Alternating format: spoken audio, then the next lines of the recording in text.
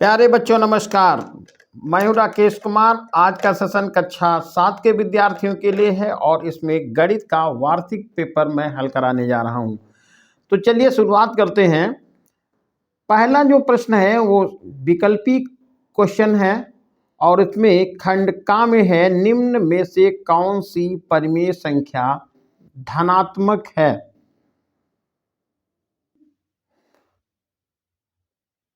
तो पहला ऑप्शन है 9/13, दूसरा है -7/13 और तीसरा है -3/2 और 5/-7। देखिए धनात्मक परिमेय संख्या वो होती है जो धनात्मक होती है। यहाँ पर देखिएगा ये सब ऋणात्मक है, केवल पहला जो ऑप्शन आ है उसमें 9/13 है, इसलिए यहाँ पर ऑप्शन सही हो जाएगा 9/13। दूसरा जो खंड है 12/8 का सरलतम रूप कौन सी संख्या है। तो आप इसको जो है काट दीजिए, तो 4 तिया 12 और 4 दूनी 8, तो 3/2 और 3/2 यहाँ पर ऑप्शन नंबर आपका जो है बा है वो सही 3/2।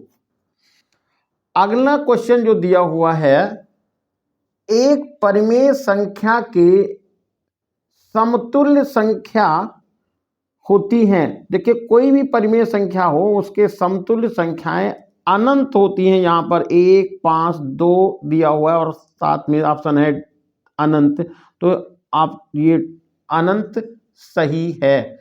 कोई भी परिमेय संख्या है उसके बराबर अनंत परिमेय संख्याएं होती हैं।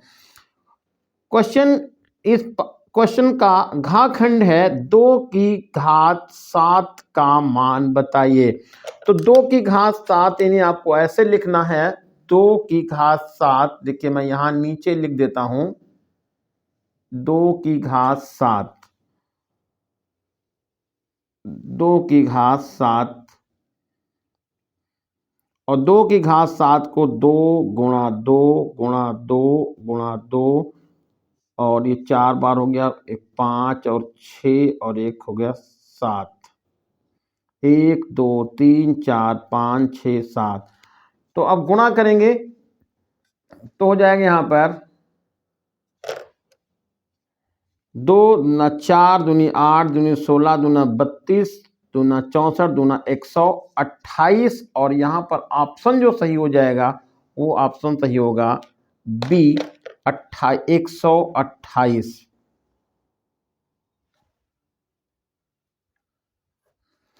अब देखिए ये कह रहे हैं निम्न का सरलतम रूप बताइए। तो सरलतम रूप मतलब छोटा रूप बताना है। देखिए ये देखो 3 से कट रहा है, 3 से काटेंगे 3 बार और 3 से हो जाएगा 7 बार, तो यहाँ ऑप्शन हो जाएगा सही आपका -3/7 और 10 एक बार और 2 बार, तो ये हो जाएगा 1/2। तो पहले वाले का आंसर सही होगा -3/7 और दूसरे का मान होगा 1/2। अब लिखा है 2/-5 के समतुल्य 3 परिमेय संख्या लिखनी है। तो देखो पहले जो है इसको समतुल्य परिमेय संख्या लिखने के लिए यहां पर संख्या लिख लीजिए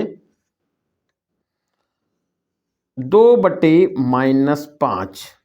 तो यहां देखिए मैं लिख देता हूं नीचे 2/-5, 2/-5 और उसको समतुल्य संख्या लिखनी है 3।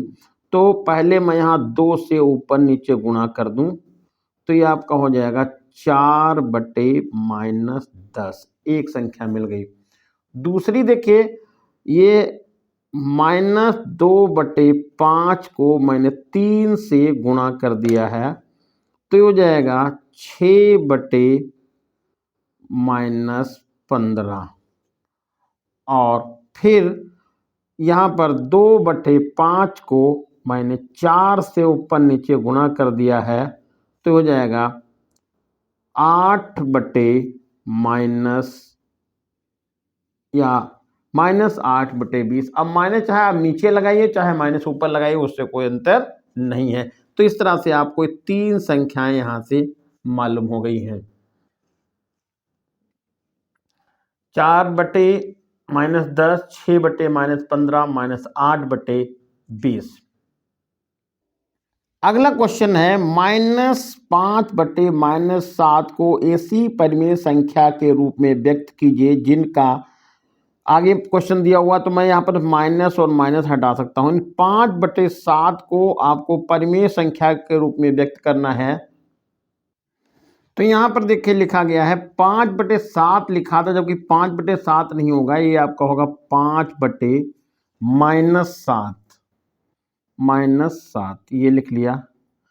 अब कह रहे हैं कि इसको ऐसी संख्या में बदलिए जिसका हर जो है 42 हो। तो आप क्या करिएगा, यहाँ पर 5/-7 लिख लीजिएगा और 42 लाना है तो आपको 6 से ऊपर नीचे गुणा कर देना है और ये संख्या आपको मिल जाएगी 5 और 6 का गुणा हो जाएगा 30 और ये हो जाएगा -42 और ये आपका ये संख्या मिल गई।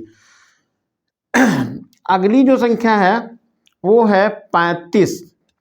तो यहाँ पर आप लिखिए 5/7 लिखना है और ये यहाँ पर जो है -7 आप लिख लीजिएगा। 35 लाना है तो आपको यहाँ पर क्या कर देना है, 5 लिख देना है और यहाँ भी 5 लिख देना है। तो अब ये हो जाएगा 25/-35। तो अब ये माइनस चाहे ऊपर लगा दीजिए चाहे नीचे लगाइए, उससे कोई फर्क नहीं है। तो आपको ऐसे लिख सकते हैं -25/35 और ये हो गया आपका आंसर। अगला देखिए यहाँ पर क्वेश्चन दिया हुआ है सरलतर रूप में बदलिए। तो ये है -8/10 को सरलतर रूप में बदलना है। तो ये काटेंगे, यहाँ पर 2 से 4 हो जाएगा और ये 5 हो जाएगा और आंसर आपका मिल जाएगा -4/5। ये आखंड हो गया। और बा में देखिएगा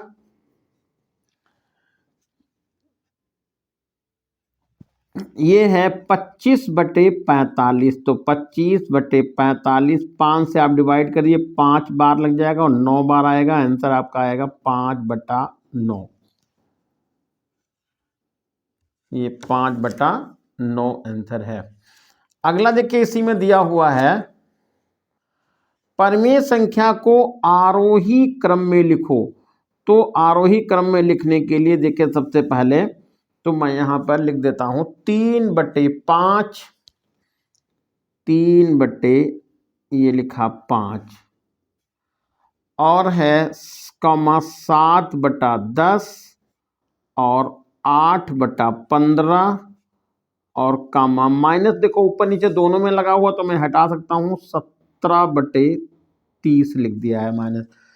अब इनको आरोही क्रम में लिखना है तो पहले यहाँ तो या तो अंश बराबर करें या तो हर बराबर कर लें। तो यहाँ पर अंश को ना हर को मैं बराबर कर रहा हूँ। तो 3/5 लिखा है और यहाँ पर गुणा कर लिया 6 से, कॉमा 7/10 है गुणा कर दिया है 3 से और कॉमा 8/15 है गुणा कर दिया है 2 से और कॉमा 17/30 है गुणा कर दिया है 1 से। तो ये आ जाएगा आपका 18/30, कॉमा 21/30, कॉमा 16/30 और 17/30। अब हर सबके बराबर हो गए तो जो यहाँ पर अंश बड़ा होगा वो भिन्न बड़ी होगी और कहा जा रहा है आरोही क्रम में लिखे छोटी संख्या पहले लिखनी है। तो ये हमारे पास ये हो जाएगी 16/30। तो 16/30 मतलब 8/15 आ रहा, तो यहाँ पर आएगा 8/15, ये पहला नंबर आ गया। फिर ये 17 आ रहा है, 17 आ रहा है, 17/30 तो 17/30 लिख देंगे। और फिर उसके बाद आ रहा है 18, तो 18 हो जाएगा 3/5 और लास्ट में आ रहा है ये 7/10। तो ये हमारा जो क्रम हो गया वो है आरोही क्रम। ये होगा कौन सा क्रम? आरोही क्रम। अगला क्वेश्चन देखो दिया हुआ है, एक वर्गाकार क्यारी की भुजा 5 सेंटीमीटर है, इसके क्षेत्रफल, यहां पर देखो छूट गया थोड़ा सा है, यहां पर क्षेत्रफल आप लिखेंगे, क्षेत्रफल को घातांकी संकेतन के रूप में लिखिए तो वर्गाकार क्यारी की भुजा, तो यहां लिख देंगे वर्ग की भुजा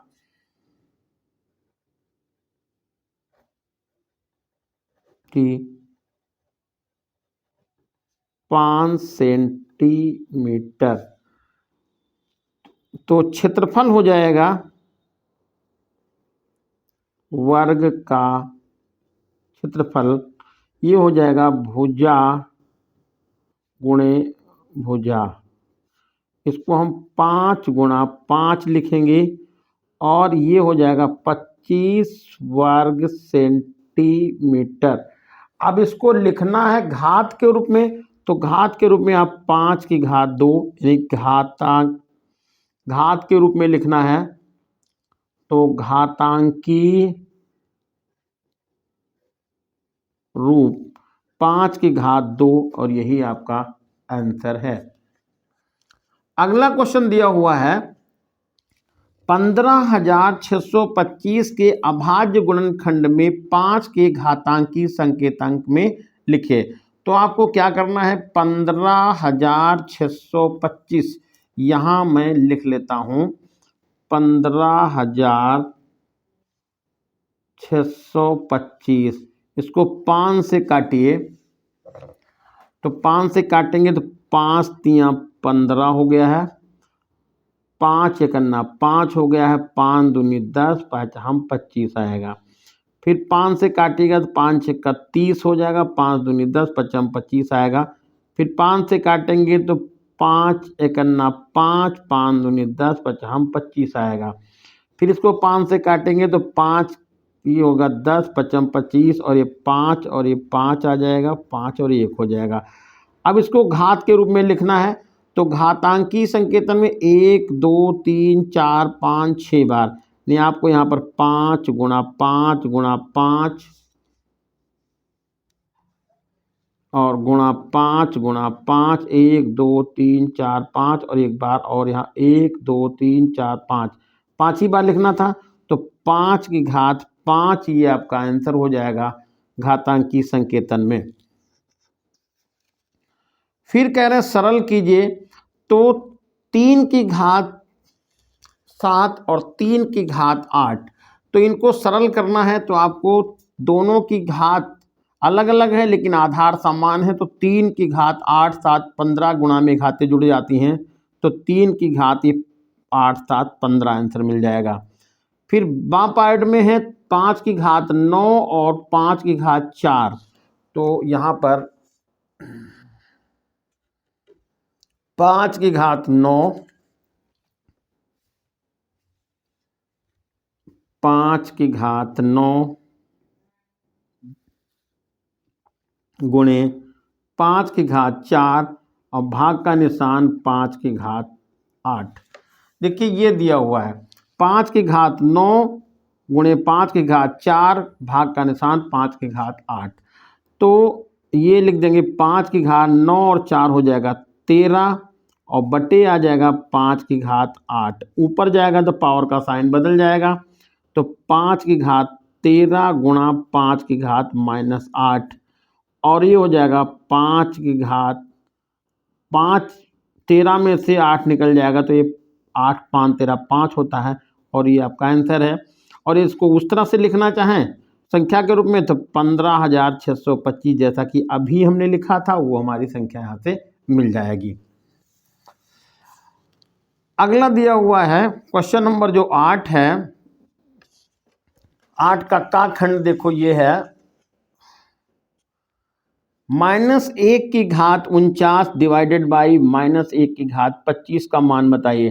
तो -1 की घात 49 तो इसका मान -1 आएगा, क्योंकि यहाँ पर ये घात जो है ये सम संख्या में है, एक की घात सम संख्या में है और यहाँ पर माइनस लगा हुआ तो उसका मान प्लस हो जाएगा, और विषम संख्या में है तो उसका मान जो माइनस में ही रहेगा, तो माइनस का 1 हो जाएगा। और ये जो भाग का एक माइनस 1 की घात 25 ये भी विषम संख्या है, तो माइनस का 1 कट जाएगा और 1 आपका आंसर आ जाएगा।